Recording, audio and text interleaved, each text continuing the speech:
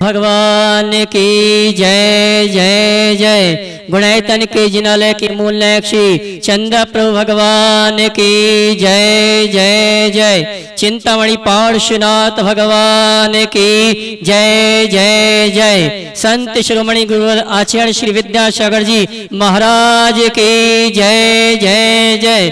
गुणायतन प्रेता संका समाधान भावना एक प्रवर्तक जन जन के संत प्रमाणिक संत प्रखर वक्ता बोले परम पूज मुनि श्री 108 प्रमाण सागर जी महाराज की। सत्य और संस्कृति का सजा भव्य वितान कदम मिलाकर चल पड़ी धर्म और विज्ञान।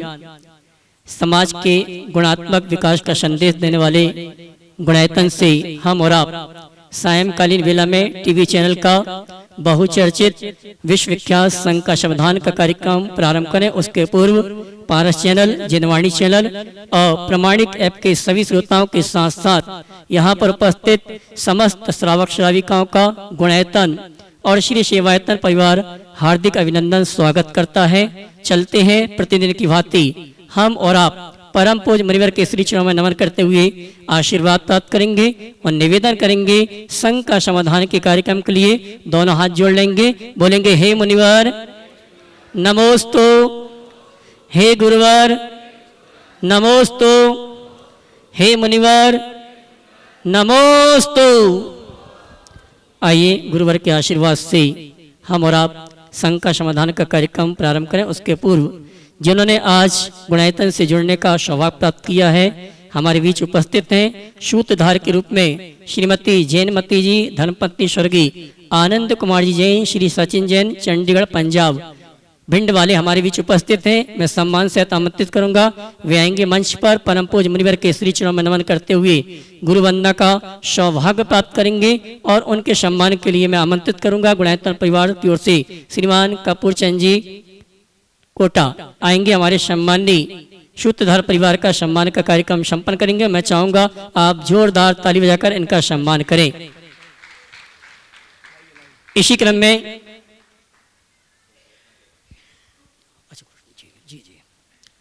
और आइए बंधु कुछ दिन शेष हैं और अष्टानी का महापर्व के 9 दिन विशेष हैं। हमारा आपका सौभाग्य है कि तीर्थराज संबे शिखर की तलहटी में स्थित गुणायतन परिसर में सिद्धों की आराधना सिद्ध क्षेत्र में परम पूज मुनिवर के सानिध्य में करने का सौभाग्य हमें प्राप्त हो रहा है। वो सौभाग्यशाली परिवार हैं जिन्होंने मंडल प्रनियाजक और सामान्य इंद्रनाड़ी के रूप में इस अनुष्ठान में सम्मिलित होने का सौभाग्य प्राप्त किया है, लेकिन जो कुछ कारणों से यहाँ पर नहीं आ रहे हैं उनके भी भाव हो रहे हैं घर बैठे साथ ही से पुण्य संचय करने का, और लोगों के नाम आते जा रहे हैं जिन्होंने अपनी ओर से एक दिन की द्रव्य सामग्री के लिए 1,51,000 रुपया, एक दिन की भोजन व्यवस्था के लिए 1,51,000 रुपया, त्यागीवृत्ति भोजन व्यवस्था के लिए 51,000 रुपए की देने की घोषणा की है, और साथ ही पारस चैनल में एक दिन के प्रसारण के लिए भी अपने भाव व्यक्त किए हैं। मैं चाहूंगा ऐसे परिवार के लिए जोरदार ताली बजाकर उनका सम्मान करें। आज हमारे बीच कुछ नाम आए हैं जिन्होंने अपनी ओर से सिद्ध चक्र महामंडल विधान में त्यागीवृत्ति भोजन व्यवस्था और अन्य व्यवस्थाओं में सहयोग प्रदान किया है। नोएडा से श्री अमरचंद जी, मनोरमा जैन परिवार, इन्होंने त्यागीवृत्ति भोजन व्यवस्था के लिए 51,000 रुपए की राशि देने की घोषणा की है। उनके भावों की अनुमोदना के लिए जोरदार ताली बजाएं। सागर से श्रीमती सूरज जी, आशीष जी, इंदु जी, ईशा इशिता जैन परिवार पूजन द्रव्य सामग्री में 31,000 रुपए की राशि प्रदान की है। इसी क्रम में श्रीमान सहारनपुर से संजीव जैन, शालिनी जैन, इन्होंने द्रव्य व्यवस्था में 21,000 रुपए की राशि प्रदान की है, और गुणायतन ट्रस्टी हैदराबाद निवासी इन्होंने गुप्त दान के रूप में 11,000 रुपए की राशि अनुष्ठान में देने की घोषणा की। जोरदार ताली बजाकर इनका सम्मान करें। इसी क्रम में श्रीमान रमेश जी काला, गुणमाला जी काला, इनकी तरफ से परम पूज मुनिवर के साहित्य प्रकाशन में भी सहयोग प्राप्त हुआ है। जोरदार ताली बजाकर इनका सम्मान करें। और आइए हमारे बीच में गुणायतन के स्वर्ण संरक्षक श्रीमान विनीत जी गोदा भोपाल सपत्नीक यहाँ पर उपस्थित हैं। मैं सम्मान से आमंत्रित करूंगा श्रीमान विनीत जी गोदा, वे आएंगे परम पूज मुनिवर के श्री चरणों में नमन करते गुरु वंदना का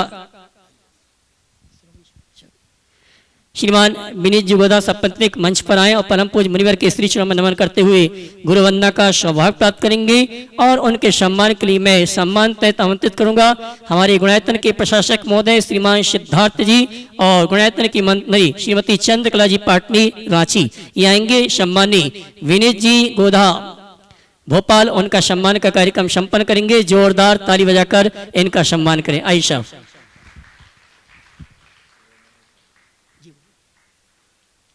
शिरोमणि संरक्षक श्रीमान विनीत जी गोधा सपत्निक हमारे बीच उपस्थित हैं। भोपाल निवासी गुरुवर का आशीर्वाद प्राप्त कर रहे हैं और हमारे प्रशासक महोदय और मंत्री श्रीमती चंद्रकला जी पाटनी और सिद्धार्थ जी सम्मान का कार्यक्रम संपन्न कर रहे हैं।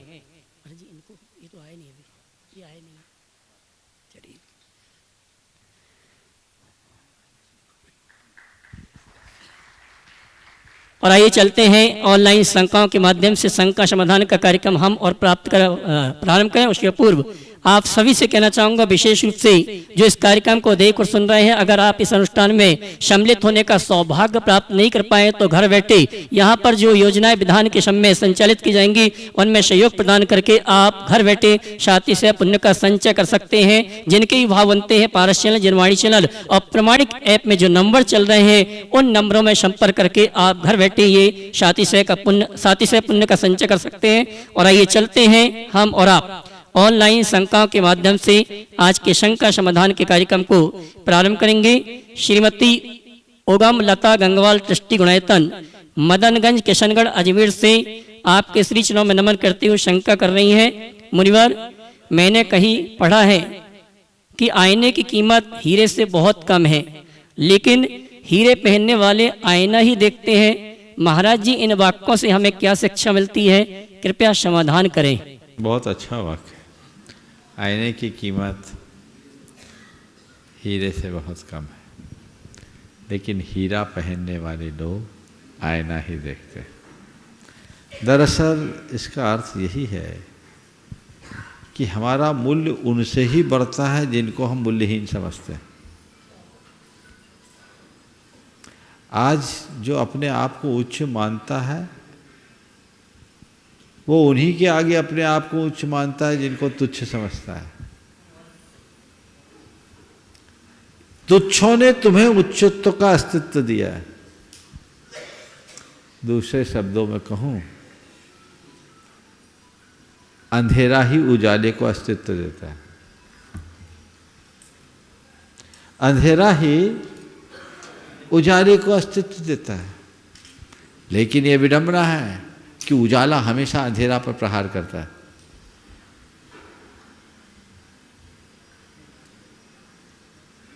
मैंने जिसे अस्तित्व दिया वही मेरे पीठ पर प्रहार करे, ये कैसी कृतज्ञता, ये अंधेरे की टीस है। मनुष्य जीवन की सच्चाई को जिस दिन जान लेगा उस दिन उसका सारा गरूर चूर चूर हो जाएगा। ऊंचे पहाड़ का अस्तित्व तभी है जब बाजू में खाई है। इसलिए हमेशा सापेक्ष दृष्टि रखो और समन्वयात्मक रास्ते पर चलने के अभ्यासी बनो। श्रीमान प्रकाश जी पाटनी अजमेर से आपके श्री चरण नमन करते हुए शंका कर रहे हैं। गुरुवर, परिवर्तन प्रकृति का नियम है। प्रत्येक व्यक्ति बदलाव चाहता भी है मगर चुनौती को स्वीकार नहीं करता, जबकि चुनौती ही बदलाव का कारण बनती है। इंसान ऐसा क्या करे कि उसमें चुनौती स्वीकार करने की क्षमता आ जाए? कृपया मेरी शंका का समाधान करें। बिल्कुल सही बात है। परिवर्तन प्रकृति का स्वभाव है और चुनौती परिवर्तन का आधार है। जो चुनौतियों को स्वीकार करते हैं वे ही उपलब्धि को पा सकते हैं। हमें इसे स्वीकार करने के लिए क्या करा जाए? सवाल ये है। मैं तो ये कहता हूँ प्रकृति की व्यवस्था को समझ लें। पतझड़ एक चुनौती बनकर आती है। पतझड़ एक चुनौती बनकर आता है और पेड़ की जड़ उसे बसंत में परिवर्तित कर देती है।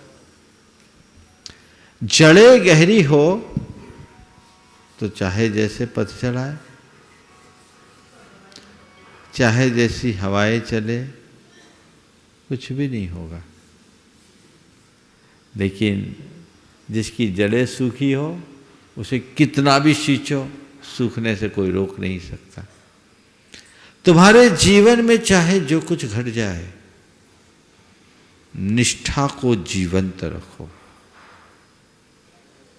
और जो मनुष्य निष्ठावान होता है वो बड़ी सी बड़ी चुनौती को बहुत सहजता से झेलता है और अपनी कुशलता से उसे उपलब्धियों में परिवर्तित कर डालता है। अगला। इंदौर मध्य प्रदेश से महेंद्र जी पत्रकार आपके श्री चरणों में नमन करते हुए शंका कर रहे हैं। गुरुदेव, परेशानियां जीवन का हिस्सा हैं, जिससे इस पर कदम रखे वह आगे बढ़ गए और जिन्होंने परेशानियों को सिर पर बैठा लिया वह रुक गए।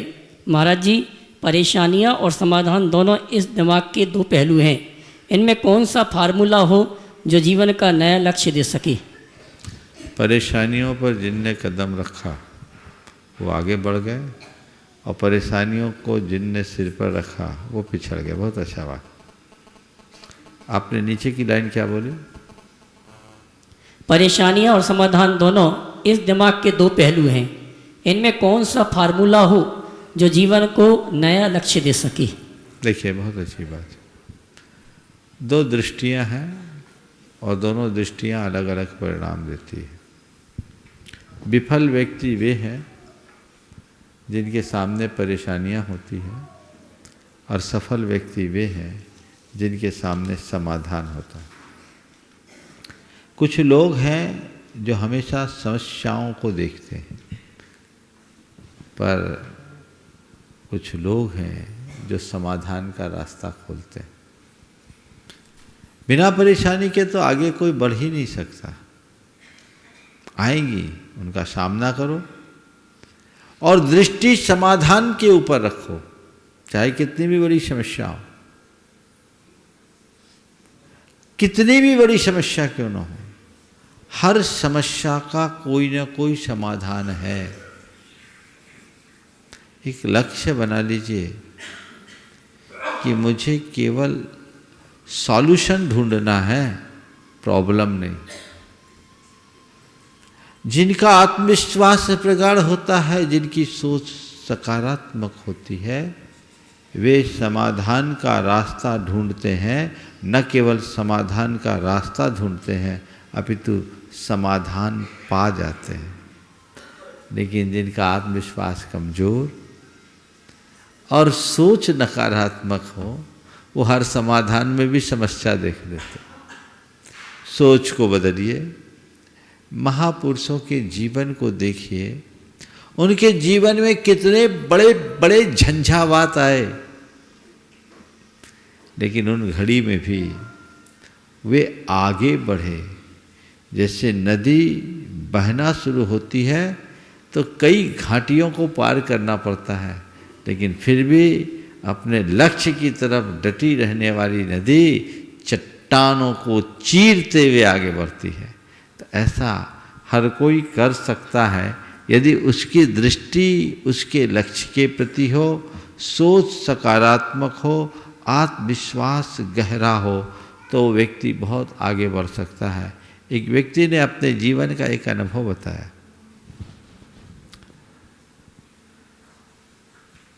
उन दिनों जब अराजकता का माहौल था इस प्रदेश में, एक नक्सली एरिया था। रात में गाड़ियों को रोक लिया गया,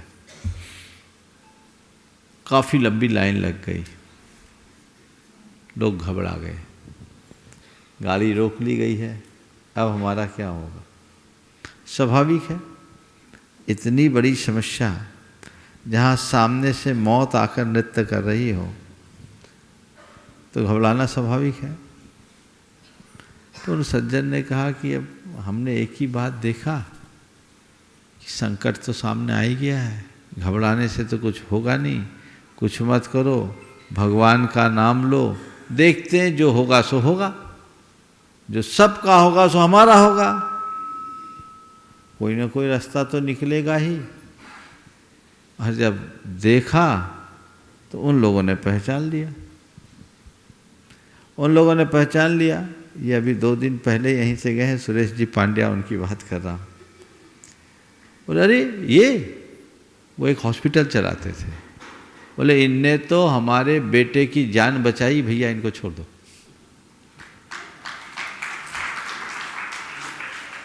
हमारे बेटे की जान बचाई, हमको छोड़ दो। छोड़ दिया। रास्ता भी मिला, घबराहट भी नहीं हुई। दूसरे लोग, प्रायः लोग समस्याओं के सामने आने पर समस्या से कम समस्या के डर से ज़्यादा मरते हैं। समाधान होगा। जब भी कोई समस्या सामने आए, थोड़ा धैर्य रखना सीखिए, समाधान मिले। और आइए चलते हैं यहाँ पर उपस्थित श्रावक श्राविकाओं की शंकाओं के माध्यम से शंका समाधान के कार्यक्रम को प्रारंभ करेंगे। और प्रथम शंका लेके आ रहे हैं श्रीमान मिलन जी, नीलम जी, अध्यक्ष दिगंबर जैन समाज सिवनी। और उसके बाद तैयार रहेंगे श्रीमान सुरेश जी, अनीता जी, इंदौर। सिवनी वाले सब खड़े हो जाएं एक साथ।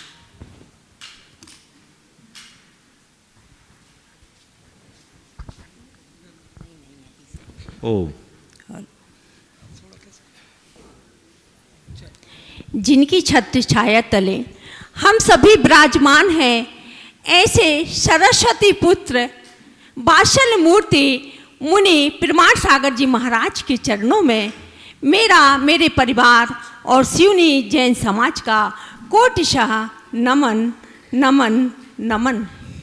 हे गुरुवर, एक प्रश्न काफ़ी दिनों से मन में हलचल मचाए था और आज आपके पास आई। सुबह आपके दर्शन किए तो लगा कि जरूर मेरी शंका का समाधान हो जाएगा। गुरुवर, सिवनी पाठशाला में संचालिका के कार्य पर अपनी मानवीय सेवा देती हूँ, लेकिन जब अपने ही निकट के रिश्तेदार ये बोलते हैं, अरे ये पाठशाला जैसी छोटी मोटी संस्थाओं से क्यों जुड़ी हो, तुम्हें तो चैरिटी या क्लब के मेंबर होना चाहिए, मन में बहुत ही पीड़ा होती है, लेकिन मैं चुप रहती हूँ। मेरा ये चुप रहना मेरी कायरता है या समझदारी? गुरुवर, मेरी शंका का समाधान कीजिए। देखिए, बहुत अच्छी बात आपने रखी है। कई लोगों की ऐसी सोच है जो पाठशाला के संचालन जैसे कृत्य को एक छोटे मोटे कार्य के रूप में देखते हैं। मैं समझता हूँ उनने जीवन की वास्तविकता को ही नहीं समझा।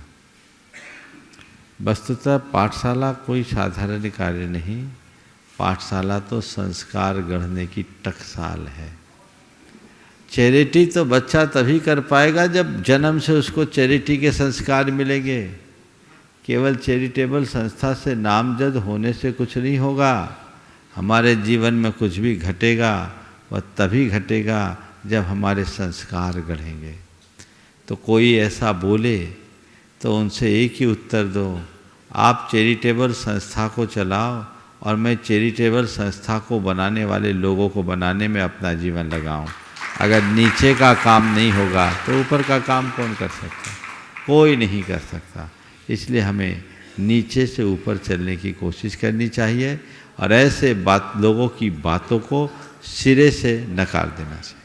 महाराज जी नमोस्त। श्रीमान सुरेश जी, अनीता जी, इंदौर। उसके बाद तैयारेंगे श्रीमान संतोष जी सेठी, सरिया।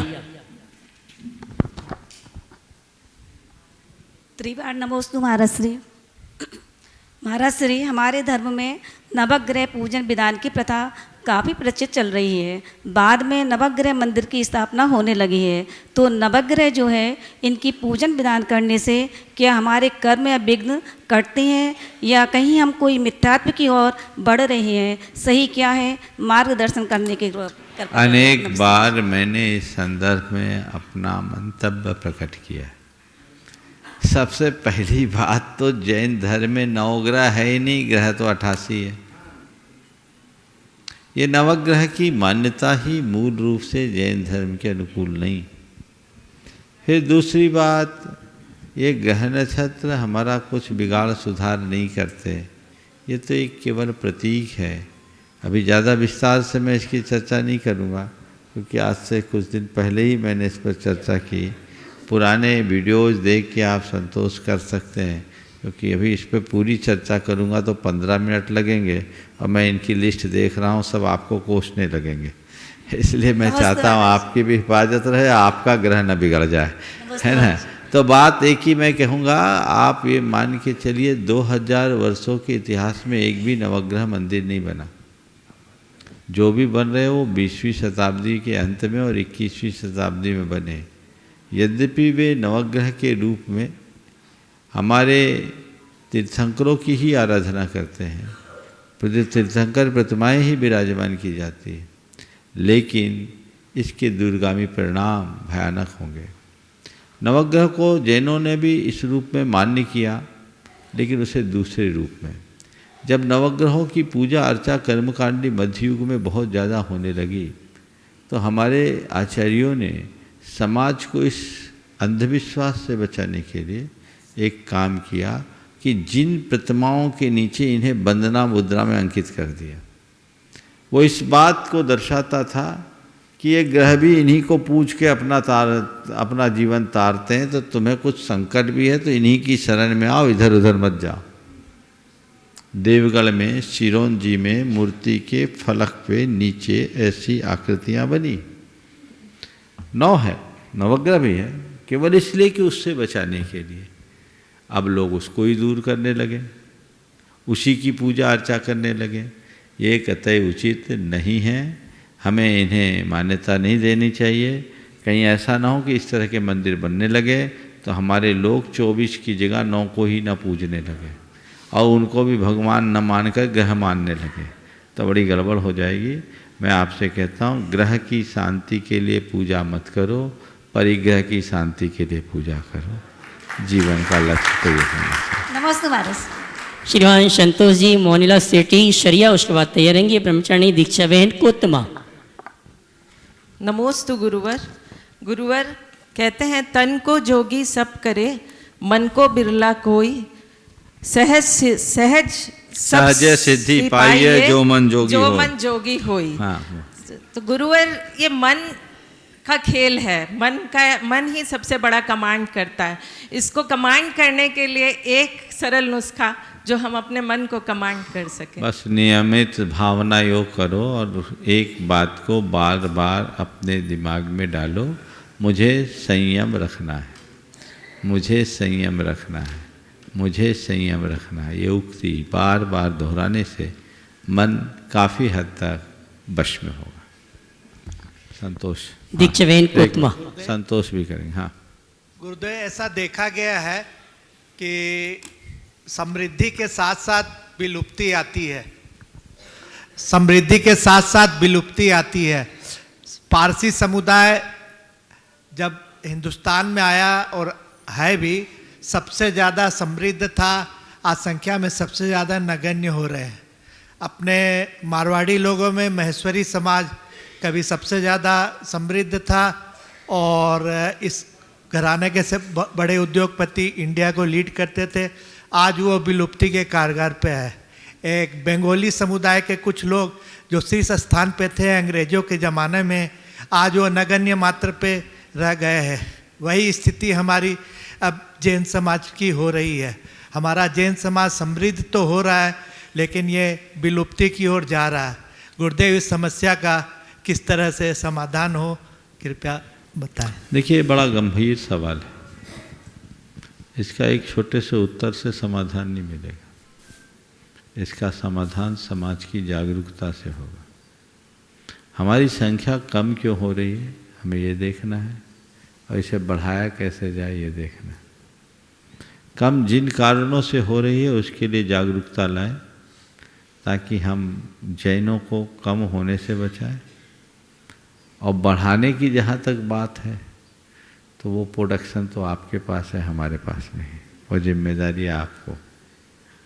आजकल समाज प्रबुद्ध हो गई, अब एक संतान में ही संतोष रखने लगी। कई तो एक को भी नहीं चाहते। TFR टोटल फर्टिलिटी रेट जैनियों की सबसे कम है, और एक आशंका व्यक्त की जा रही है कि यदि यही स्थिति रही तो आने वाले 50 सालों में हमारी स्थिति भी पारसियों जैसी हो जाएगी। तो ये जिम्मेदारी सबकी है, इस पर सबको गंभीरता से विचार करना चाहिए और संतति के विकास के लिए सतत प्रयास करना चाहिए। और जो लोग जैन होकर के भी भटक रहे हैं उन्हें संभालने की भी साथ साथ कोशिश करनी चाहिए। और इसके साथ ही हमें एक अभियान चलाना चाहिए उनके प्रति जो आज जैन आचार और विचार से प्रभावित हैं, उन्हें हम अपनाएं, हृदय से लगाएं और अपनी संख्या बढ़ाएं, तब हम जैन धर्म को जीवित रख पाएंगे। जैनत्व जब तक रहेगा तभी तक जैन धर्म रहेगा। हमें इसमें अपना हृदय खुला रखना होगा, चिंतन को उदार बनाना पड़ेगा। कट्टरता हमेशा समाज की समृद्धि को रोकती है और हमारी इस कट्टरता ने ही हमारी संख्या को कम किया है। एक ज़माने में जैन भारत के बहुसंख्यक लोग थे, आज उन्हें अल्पसंख्यक का दर्जा और सच्चे अर्थों में देखा जाए तो अत्यल्पसंख्यक होते जा रहे हैं। तो कहीं ऐसा ना हो कि हमारा अस्तित्व ही मिटे, इसलिए इस अभियान की एक विस्तृत कार्य योजना होनी चाहिए और काम करना चाहिए। बहन दीक्षा दीदी कोतमा, उसके बाद ब्रह्मचारिणी हेमलता दीदी संगस्त, आरिका दृढ़मती माता जी। महाराज जी के चरणों में मेरा और मेरे परिवार का बारंबार नमोस्तु नमोस्तु नमोस्तु। महाराज जी, जब कोई कार्य करते हैं या उसका लक्ष्य बनाते हैं तो वह कार्य पूर्ण नहीं होता है तो बहुत परेशान होते हैं, छोटी छोटी बातों में परेशान होने लगते हैं। उस परेशानी से कैसे बचे महाराज जी? कोई लक्ष्य बना करके हम अगर आगे बढ़ते हैं, काम पूरा ना हो, परेशान होते हैं, तो परेशानी से बचने के लिए क्या करें? एक बड़े लक्ष्य को कई छोटे लक्ष्यों में बांट दो। जैसे उदाहरण देता हूँ, पहाड़ चढ़ना है, 9 किलोमीटर चढ़ना है, कैसे चढ़ेंगे? बड़ा भारी है, बड़ी चढ़ाई है।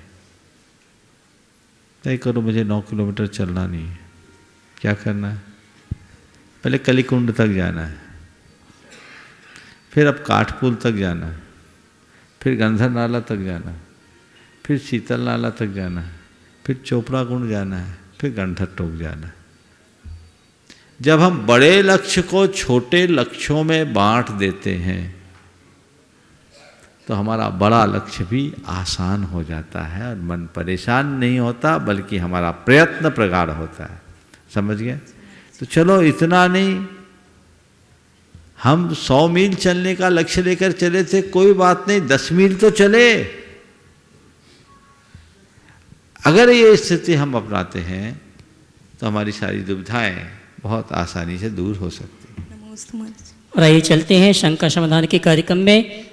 अगली शंका का समाधान प्राप्त करें, उसके पूर्व हमारे बीच गुणायतन ट्रस्टी श्रीमान राकेश जी दिल्ली हमारे बीच उपस्थित हैं। मैं सम्मान से आमंत्रित करूंगा, सपरिवार वे आएंगे, परम पूज्य मुनिवर के श्री चरण नमन करते हुए गुरु वंदना का सौभाग्य प्राप्त करेंगे। और उनके सम्मान के लिए मैं आमंत्रित करूंगा गुणायतन ट्रस्टी इंदौर निवासी श्रीमान सुनील जी बिलाला, वे आएंगे, हमारे सम्मानी राकेश जी दिल्ली उनका सम्मान का कार्यक्रम संपन्न करेंगे। और इसी क्रम में जी हरिद्वार से हमारे गुणायतन परिवार के गुणायतन ट्रस्टी श्रीमान रवि कुमार जी, अशोक मनोज कुमार जी हमारे बीच उपस्थित हैं। मैं उनको भी आमंत्रित करूंगा, सब परिवार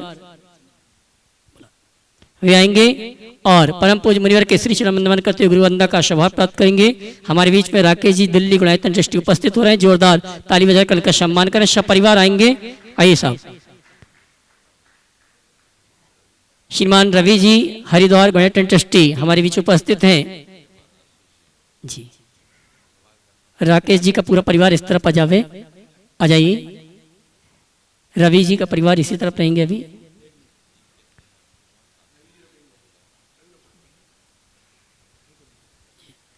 आ जाइए। राकेश जी का सम्मान का कार्यक्रम चल रहा है, जोरदार ताली बजाकर उनका सम्मान करें। और सम्मान के इसी क्रम में मैं आमंत्रित करूंगा हरिद्वार से हमारे बीच में गुणायतन ट्रस्टी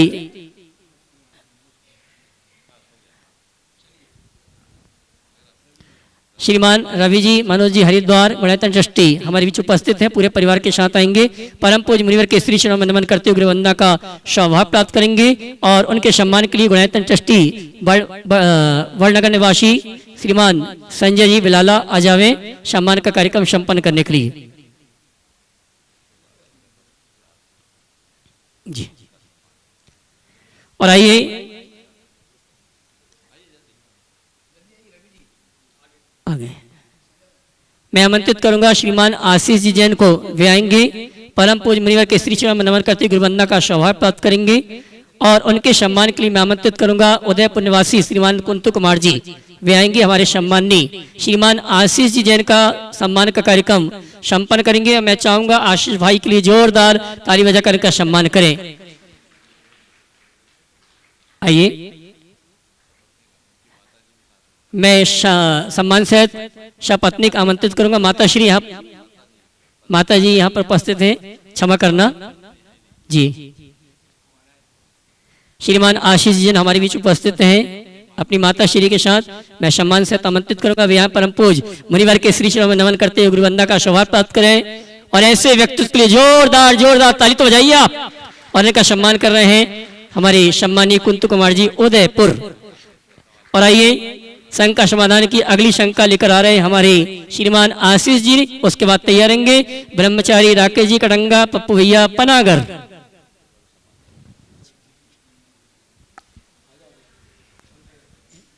कुंतु जी कर ले, आ जाइए आप भी।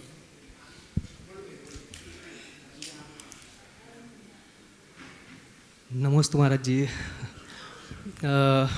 मैं आशीष जैन पुणे से। मेरा एक प्रश्न था, जैन धर्म, इसमें जो धर्म की परिभाषा अगर ग्रंथों में ढूंढने जाएंगे तो अपने को मिलता है वस्तु स्वभावो धम्मो, वस्तु का जो स्वभाव है वही धर्म है। तो इसके अनुसार जो उदाहरण लीजिए कि आत्मा का जो धर्म है वो चैतन्य है, चैतन्य स्वभाव, तो उसका चैतन्य स्वभाव ही उसका धर्म है। तो जैन धर्म इसका जो परिप्रेक्ष्य है वो आत्मा का स्वभाव ही है, ऐसा हमें समझ में आया जो हमने स्वाध्याय किया। लेकिन अब वर्तमान में देखा जाए तो दान, पूजा, गुरुपास्ति, स्वाध्याय, संयम, तप जो श्रावकों के षट आवश्यक हैं वो कर रहे हैं, ठीक है, वो पुण्य की क्रियाएं ज़्यादा लगती है। महाराज पूरा प्रश्न थोड़ा सा, तो पुण्यार्जन का हम निषेध नहीं करते क्योंकि पुण्य फला अरहंता महाराज जी, तो उससे भी पुण्य का निषेध बिल्कुल नहीं है। लेकिन जो धर्म को मान के पुण्य की क्रियाएं होती है तो धर्म और पुण्यार्जन दोनों में समन्वय कैसे बिठाएं महाराज? बहुत अच्छा। पहले तो मैं चाहूँगा एक बार जोरदार करतल ध्वनि से आशीष भाई का अभिनंदन करें। ये युवा स्वाध्यायशील और एक जागरूक युवा है, इनके प्रश्न से ही सब बातों का अंदाज लगता है। देखो, मैं तुम्हारे सवाल को इस लहजे में कहना चाहूँगा, एक धर्म है और एक है धर्माचार। धर्म और धर्माचार दोनों अलग अलग चीज़ है। धर्म तो वस्तु का स्वभाव है जो हमारे अंतर में बसता है, जो मोह और क्षोभ से रहित परिणति है, पर उस तक पहुँचने के जितने माध्यम है वो धर्माचार है। और धर्माचार को ही हम कारण में कार्य का उपचार करके धर्म कह देते हैं, समझ गए? जैसे अन्न से प्राण टिकते हैं तो हम अन्न को ही प्राण कह देते हैं। इसी प्रकार जिन आचारों से, जैसे आचरण से हम उस परम धर्म तक पहुँचते हैं वो धर्माचार कहलाता है, हम उसे ही धर्म कह देते हैं। लेकिन अपने लक्ष्य से विमुख होकर केवल बाहरी आचार्य में उलझे रहेंगे तो धर्म नहीं फलेगा। पुण्य की क्रियाएं केवल पुण्य करने के लिए करोगे तो संसार में अटकोगे, और पुण्य की क्रियाएं स्वयं के तत्व तक पहुंचने के लिए करोगे, पाप से बचने के लिए करोगे तो मोक्ष प्राप्त करोगे। समझ गए? तो पुण्य, जो लोग कहते हैं पुण्य धर्म नहीं है, ये भी एकांत है, और जो लोग पुण्य को ही धर्म मानते हैं ये भी एकांत है। हमें दोनों चीज़ों को ध्यान में रखना चाहिए। केवल पुण्य के लिए पुण्य करोगे तो संसार में अटकोगे, लेकिन पुण्य को अपना एक माध्यम मानकर तत्व को ध्यान में रख करके पुण्य का काम करोगे तो संसार से तरोगे। यही शुभोपयोग को कथनचित धर्म कहने का प्रयोजन। नमस्ते। ब्रह्मचारी राकेश जी कटंगा, पप्पू भैया पनागर अगली शंका के साथ यहाँ पर उपस्थित होंगे और मैं चाहूँगा हमारे पप्पू भैया जी का सम्मान करने के लिए आदरणीय कुंतु कुमार जी उदयपुर आएंगे। गुणायतन परिवार की ओर से सम्मान का कार्यक्रम संपन्न करेंगे और अगली शंका आपकी ओर से उसके बाद पप्पू आमंत्रित कहाँ करूँगा। चलिए अगली शंका के लिए श्रीमान कुंतु कुमार जी, शंपा देवी जी उदयपुर, उसके बाद तैयार रहेंगी सुमन दीदी दिल्ली विद्या शोध पत्रिका की संपादिका। नमस्ते महाराज जी। गला खराब हो रहा है महाराज जी थोड़ा। हाँ। कल जो अनुभव केंद्र का मैंने देखा उसको बहुत ही अद्वितीय और अतुलनीय रचना वो है। मोर योग के पर आत्मा के परिस्पंदन से जो परिणाम आत्मा के बनते हैं उससे गुणस्थान होते हैं। तो महाराज जी हमको एक पुस्तक में देखने को मिलता है और एक सुनने को मिलता है और एक साक्षात चित्र में देखने को मिलता है। इसमें बहुत जमीन आसमान का अंतर है और वो हमको साक्षात देखने को मिलेगा। इसलिए आपके श्री चरणों में बार बार नमोस्तु निवेदन करता हूँ। महाराज श्री प्रश्न एक है, शंका एक है, 4 बातें हैं। आप 4 बातें करते हैं तो 4 बातें मैं भी बताता हूँ। व्यक्ति का अभिमान आसमान से भी ऊंचा होता है, निंदा करना सबसे सरल काम होता है और क्षमा सबसे बड़ा दान होता है और स्वयं की पहचान करना सबसे कठिन काम होता है। महाराज जी ये 4 बातें हैं। तो महाराज जी मैं ये सोचता हूँ कि व्यक्ति 5 लाख 1 सेकंड में बोल जाएगा, पर किसी से क्षमा मांगनी है तो वो क्यों नहीं मांग सकता है? ऐसी क्या चीज़ उसके आड़े आ जाती है? इसलिए क्षमा सबसे बड़ा दान कहा गया। देखिए बहुत अच्छी बात। पहली बात आपने कही कि यहाँ हमको देखने को मिलेगा। कुंतु जी देखने नहीं मिलेगा, महसूस करने का अवसर है। ये अनुभव केंद्र, यहाँ जो कुछ घटेगा वो आपको ऐसा प्रतीत होगा मानो सब कुछ आपके ही सामने हो रहा है और ये आपकी अपनी जर्नी है। इससे जीवन का एक जबरदस्त रूपांतरण होगा। हमारी यही कोशिश है कि इस अनुभव केंद्र में आने के बाद लोगों को एक नई अनुभूति मिले और वो अपने जीवन की दिशा तय कर सके। आपने पूछा क्षमा क्यों नहीं कर सकता? क्षमा करने में बाधा केवल हमारे अहम की है।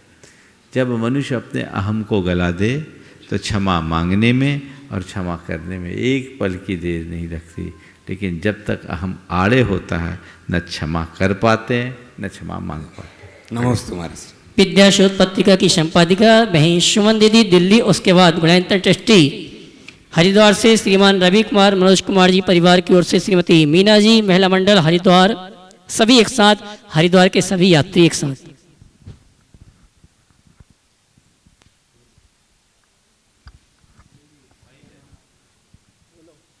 नमस्ते महाराज जी। नमस्ते महाराज जी। एक सामाजिक प्रश्न है।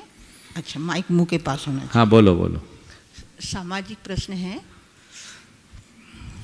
जिस बात का या विषय का कोई लेना देना नहीं है, ना सर है ना पैर है। जैसे बुंदेलखंडी एक कहावत है कि धजी का सांप तो बनता है और बिना धजी के सांप नहीं बनता है। यदि बिना धजी के सांप बन जाए तो उसमें मध्यस्थता रखनी चाहिए या फिर अपने बल का प्रयोग करना चाहिए, पावर का प्रयोग करना चाहिए? मतलब देखिए धजी का सांप बनता है या बिना धजी के सांप बनता है, कुछ भी बनता है, तो हमें एक बार देखना चाहिए। धजी का सांप बना है बनने दो, बिना धजी का सांप बन रहा है बनने दो, बशर्ते वो सांप जहर न फैलाए। अगर सांप जहर फैला रहा है तो मैं हिंसापरक शब्दों का प्रयोग तो नहीं कर सकूँगा, लेकिन ऐसे सांप को बिल के भीतर सुरक्षित रखने का प्रयास करना चाहिए। हाँ वो बिल से बाहर निकलेगा तो खतरनाक हो जाएगा। आजकल बहुत सारे ऐसे सांप पलने लगे हैं जो जहर फैला रहे हैं बिना मतलब का। उससे समाज का पूरा परिवेश दूषित होता है। हमें ऐसी बातों के प्रति बहुत सजग और सावधान रहने की आवश्यकता है। श्रीमान रवि कुमार जी, मनोज कुमार जी, ट्रस्टी गुणायता हरिद्वार सभी यात्रियों के साथ। उसके बाद तैयार रहेंगे श्रीमणी संरक्षक विनीत जी गोधा, भोपाल सपत्निक। प्रमाण सागर महाराज की जय। महाराज जी, मेरा ये प्रश्न है कि तीर्थंकर भगवान के समूह शरण में जो भी सामान्य केवली होते हैं, क्या उनकी वाणी खिरती है? नहीं, तीर्थंकर भगवान के समूह शरण में रहने वाले केवलियों की वाणी खिरने का कोई प्रसंग नहीं आता। वहाँ तो भगवान की ही वाणी खिरती है। और सामान्य केवली की वाणी दिव्य ध्वनि कैसे खिरती है महाराज जी? सामान्य केवली अपनी गंध कुटी में अपना जो उपदेश देते हैं उसे दिव्य ध्वनि के रूप में कहते हैं। नमस्ते। शिरोमणि संरक्षक श्रीमान विनीत जी गोधा, भोपाल। उसके बाद तैयार रहेंगे आदरणीय पंडित महेश जी शास्त्री, सतना। गुरुवर के चरणों में मेरा, मेरे परिवार का बारंबार नमोस्तु नमोस्तु नमोस्तु। गुरुवर, आजकल धर्म और धार्मिक स्थलों का राजनीतिकरण किया जा रहा है, जिससे सांप्रदायिकता और सांप्रदायिक हिंसा फैल रही है। इन्हें रोकने के लिए आपका संदेश और मार्गदर्शन चाहिए। इसका एक ही उपाय है, हम धार्मिक चेतना के साथ आध्यात्मिक चेतना का विकास करें। जब धर्म के साथ अध्यात्म जुड़ता है तो वो आत्मस्पर्शी हो जाता है। ऐसे व्यक्ति धर्माग्रही नहीं होते, धर्मनिष्ठ होते हैं। और जो लोग अध्यात्म से शून्य होते हैं वे केवल धार्मिक क्रियाएं करते हैं, वे धर्माग्रही हो जाते हैं, धर्मनिष्ठ नहीं। उनकी मानसिकता सांप्रदायिक बन जाती है, कट्टरता की। हमें इस कट्टरता से समाज को दूर करने का उपक्रम करना चाहिए और एक ऐसी आध्यात्मिक चेतना जगानी चाहिए जिसमें व्यक्ति के हृदय में सहिष्णुता, सरलता, सकारात्मकता जैसे उदात्त गुण विकसित हो, जिससे बंधुत्व के मूल्यों को आत्मसात करके जिया जा सके। श्रीमान पंडित महेश जी शास्त्री, सतना। उसके बाद तैयार रहेंगे श्रीमान सुनील जी विलाला, गुणायतन ट्रस्टी, इंदौर। पूज मुनिश्री के चरणों में त्रैवार बारंबार नमोस्तु नमोस्तु नमोस्तु। महाराज श्री, एक हमारी जिज्ञासा है जो जीवन से संबंधित है। अपना जीवन जीने के लिए यदि कोई पारलौकिक अध्ययन कराता है या अपना जीवन जीने के लिए जो स्कूल कॉलेज की पढ़ाई कराता है, तो ऐसे लोग अपना आत्मकल्याण कर पाते कि नहीं कर पाते? देखिए, शिक्षा का कर्म एक कर्म है। हमारे यहाँ शिक्षकों की परंपरा आज की नहीं, बहुत पुरानी है। बस थोड़ा सा अंतर है कि पहले समाज उनकी वृत्ति का पालन कराती थी, आज ये सब व्यावसायिक हो गया। अगर कोई अध्यापक अध्यापन नहीं कराएगा तो हमारे आने वाली संतति आगे कैसे बढ़ेगी। इसलिए मैं अध्यापन के कर्म को बुरा नहीं मानता। लौकिक पढ़ाई में अध्यापन को अपना पेशा मान करके काम करने वाले लोग सेवा निवृत्ति के बाद अपना कल्याण भी करते हैं, कर सकते हैं, बहुतों ने किया भी। जहाँ तक पारलौकिक अध्ययन, खासकर स्वाध्याय, जिनवानी को जीविका का आधार बनाना उचित नहीं है, लेकिन विद्वान भूखा न रहे ये सुनिश्चित करना समाज की जिम्मेदारी। कोई विद्वान यदि हमें ज्ञान दान दे रहा है तो समाज को उसके प्रति कृतज्ञता और भरा भाव रखना चाहिए, उसका आभारी बनना चाहिए और उसे इतना प्रश्रय देना चाहिए कि वो खुद तो ठीक है, आने वाली पीढ़ियों को भी इस कार्य में लगा सके। जिस समाज में विद्वानों की मान्यता होती है वो समाज फलती फूलती है, और जिस समाज में विद्वान उपेक्षित हो जाते हैं उस समाज की उन्नति वहीं रुक जाती है। तो उन्नति रुकनी नहीं चाहिए, हमारी समाज फलते फूलते रहे। विद्वानों को चाहिए कि वो संतोष वृत्ति से जिए, अपनी बुद्धि को व्यवसायिक न बनाए, और समाज को चाहिए कि विद्वानों को कहीं उन विद्वानों के प्रति उदारता का भाव रखे, उनके बहुमान का भाव रखे। यदि दोनों तरफ से ये बातें चलेगी तो फिर कभी कोई दुविधा नहीं होगी। और ऐसे विद्वान भी एक समय तक, जब तक मेरी ज़रूरत है तब तक वृत्ति लाभ लें, जब ज़रूरत पूरी हो जाए तो छोड़ दें। और उसमें भी अगर विद्वानों को दूसरे अवसर हों तो अपनी जीविका दूसरे साधनों से पहले पूरी करें। जैसे पंडित सदासुखदास जी राजा के खजांची भी थे और विद्वान भी थे। सदासुखदास जी की बात कर रहा हूँ। राजा के खजांची थे और कितना ऊंचा आदर्श उन्हें दिया। उनकी तनख्वाह 6 रुपये महीने थी। राजा को मालूम पड़ा कि इनकी तनख्वाह हम 6 रुपये दे रहे हैं, कम है। उनने उसको बढ़ा के 8 रुपया कर दिया। अब जब इनका बड़ा वेतनमान इनको दिया जाने लगा तो इनने कहा नहीं, मुझे ये नहीं लेना। क्यों? मेरे वेतन तो 6 रुपये है। से कहा गया नहीं, सबका वेतन बढ़ा, आपका भी बढ़ गया। उन्हें मुझे नहीं चाहिए, मेरा वेतन 6 रुपया है, हम 6 रुपया मासिक लेंगे। राजा को लगा कि शायद पंडित जी की कहीं नाराज़ी होगी, हमने ध्यान नहीं दिया। अरे 8 कम लगते तो 10 ले लो, हमारा ध्यान नहीं गया, ये वेतन आपका पहले बढ़ाना था, लेट हो गया, आप लीजिए। बोले महाराज बड़ी प्रसन्नता है कि आपकी कृपा मुझ पर है, बस मैं आपसे इतना ही चाहता हूँ कि यदि आप मुझ पर सचमुच में प्रसन्न हैं तो एक काम कर दीजिए, अभी मेरा जितना 6 रुपये मासिक का वेतन है उससे मेरा और मेरे परिवार का खर्च आराम से चल जाता है। अब 8 रुपये कर दोगे तो मुझे 2 रुपये खर्च करने की चिंता और बढ़ जाएगी। यदि आप मुझ पर कृपा ही करना चाहते तो बस इतना कर दीजिए कि मेरी तनख्वाह तो 6 रुपये ही रहने दीजिए, मेरी ड्यूटी 8 घंटे से घटाकर 6 घंटे कर दीजिए। मेरी ड्यूटी 8 घंटे से घटाकर 6 रुपये महीने कर दीजिए, ताकि इन 2 घंटे में मैं रत्न करंडक सावकाचार्य की जो भाषा वचनिका लिख रहा हूँ उसे शीघ्र पूरा कर सकूँ। ये आदत। अब विद्वान को अगर कोई अपना व्यवसाय है या और कोई साधन है, कई तो अब ऐसे भी विद्वान हैं जो प्रोफेसर है, अच्छी तनख्वाह है लेकिन इधर प्रोफेशनल है। तो देखो जो उपदेश हम लोगों को देते हैं वो हम में घटना चाहिए, तब बात हो। और ये बात सही है, तृष्णा का कोई अंत नहीं, इसे हम जहाँ नियंत्रित करेंगे वहीं सफल होंगे। गुणायतन ट्रस्टी श्रीमान सुनील जी विलाला इंदौर, उसके बाद तैयार रहेंगे गुणायतन ट्रस्टी वर्णनगर निवासी श्रीमान संजय जी सरिता जी विलाला।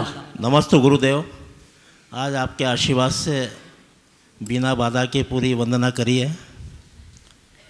मेरा शंका ये है कि आजकल कुछ शावक लोग करोड़ों का दान कर रहे हैं, उनकी जो भाई बंधु की यदि आर्थिक स्थिति देखी जाए तो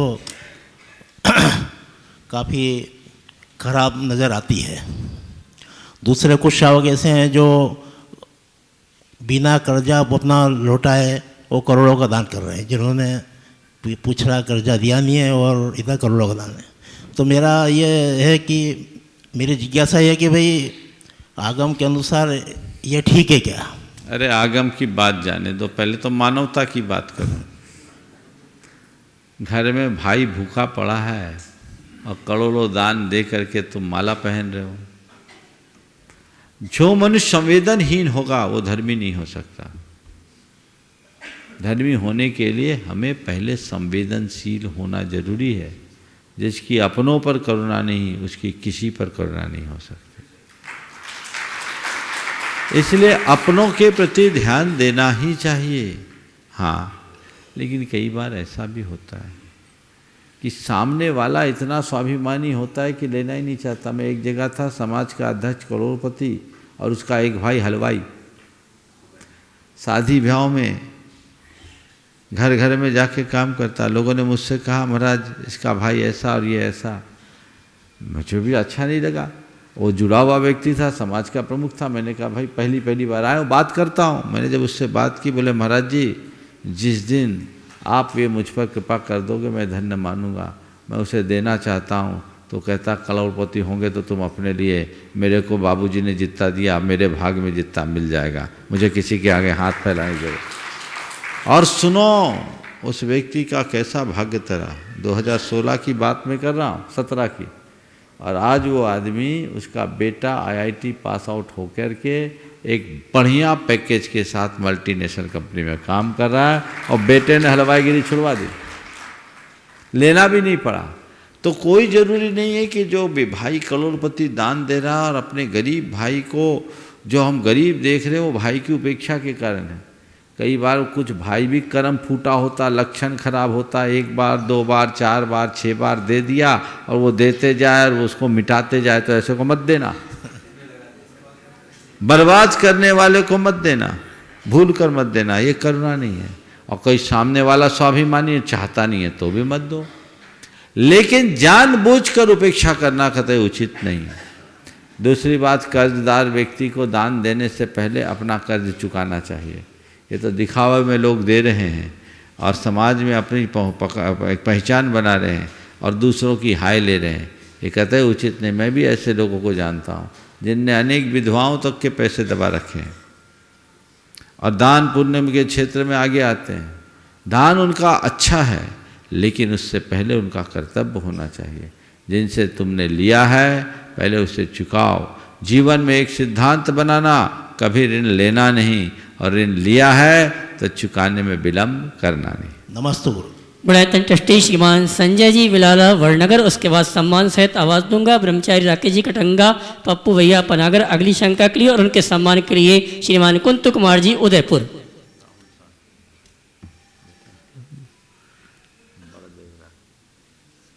नमोस्तु गुरुवर, नमोस्तु गुरुवर। समय और समझ दोनों का कॉम्बिनेशन नहीं बैठ पाता है। जब समय में हम सोच नहीं पाते हैं, जब समझ नहीं पाते हैं तो समय निकल जाता है, और जब समझने का समय आता है जब समय नहीं मिल पाता है, तो दोनों का समायोजन कैसे करें? समय को समझ लोगे तो समायोजन अपने आप हो जाएगा। समय और समझ में समायोजन उन्हीं को नहीं होता जिनको समय की पहचान नहीं है। तुम्हें पता है कि समय बीतने के बाद लौटेगा नहीं, तो समझ अपने आप आ जाएगी। इतनी ही समझ तो जीवन की समझ बदल देती है। आगे हाँ, श्रीमान ब्रह्मचारी राकेश जी कटंगा, पप्पू भैया पनागर, उनके सम्मान के लिए आमंत्रित करूंगा श्रीमान कुंतु कुमार जी उदयपुर, और सम्मान के पश्चात शंका रखेंगे राकेश भैया, और उसके बाद तैयार रहेंगे श्रीमान राहुल जी शास्त्री।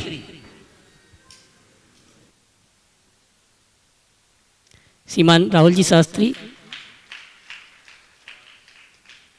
हाँ है ना हमारा जी सवाल है।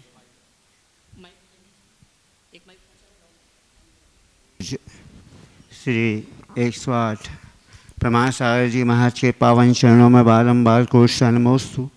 महाराज श्री, समाज से जुड़ा हुआ हूँ और एक प्रश्न काफ़ी समय से, अपने पिताजी के समय से मैं देखता आ रहा हूँ कि समाज अपना अमूल्य वोट देकर अपना प्रतिनिधित्व करने के लिए 11 लोगों को चुन लेती है, लेकिन उनमें से कुछ लोग ऐसे होते हैं जो अपना दायित्व का निर्वहन सही ढंग से नहीं करते और ना करना चाहते हैं।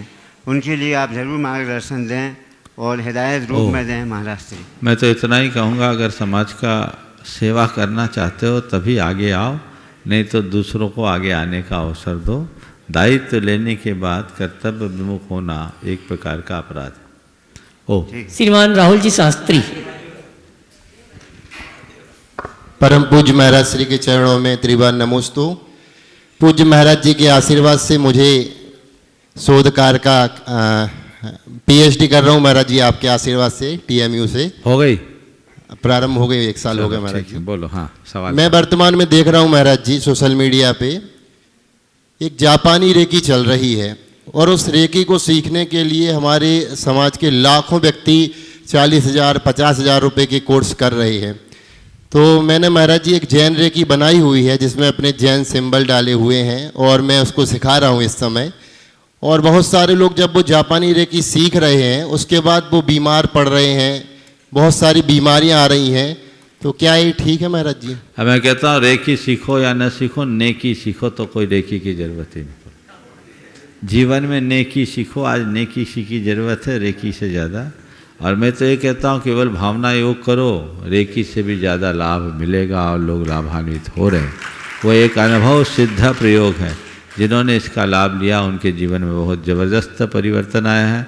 हम उसे अपने जीवन में ढालें और जीवन को आगे बढ़ाएं। समय आप सबका हो गया, यहीं पर विराम। बोलिए परम पूज्य आचार्य गुरुवर श्री विद्यासागर जी। हाँ, जय